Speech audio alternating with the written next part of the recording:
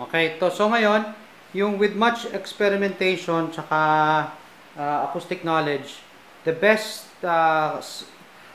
setup para sa drums para hindi masyadong sumasabog dito sa studio, okay? Dito sa studio ganyan, medyo nakatagilid ng konti, tapos may plexiglass. Tapos sa likod, ang ginawa natin yung dating mga yung tandaan niyo noon yung mga tinanggalan yung gilid kasi nga masyadong burungkol.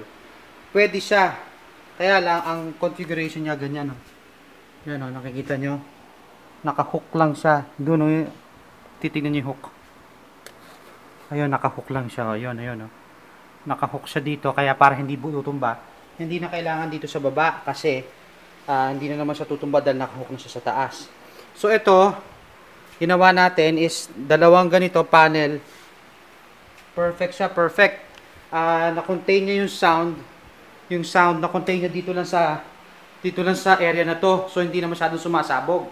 Now, we just paano mo nga. For the meantime, nilagyan namin ng ganun lang cloth, piece of cloth doon sa likod kasi kailangan ng curtain sa likod Kailangan ng piece of parang curtain material para ma-absorb ang sound. Kaya just tanggalin mo yung cloth na yan. So yan, nakaganyan lang, nilagay lang namin. Pero hindi pa final yan. Tinignan ko lang kung ano effect. Maganda ang effect. Hindi na sumasabog ang drums. Mas greatly improved ang sound dito sa studio.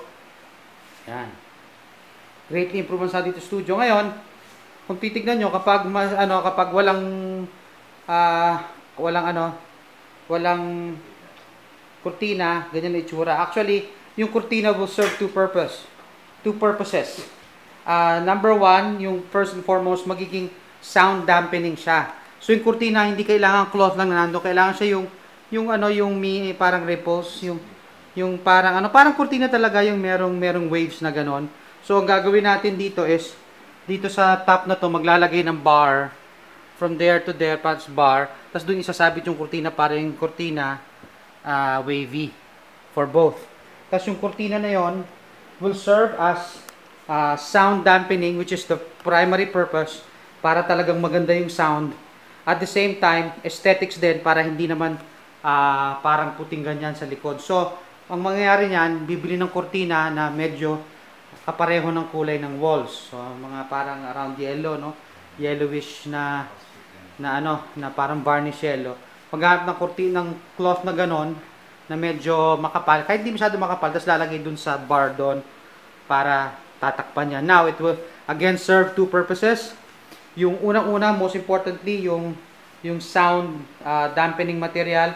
Tapos pangalawa ay yung aesthetics. Now, yung ano na yon, nasa sa inyo po yun, nandito ako, alam na naman ni Jess ang gagawin no? Alam na naman ni Kuya Jess ang gagawin, dito lalagyan lang ng bar na nakaganon dito, no, Kuya Jess, yung dyan.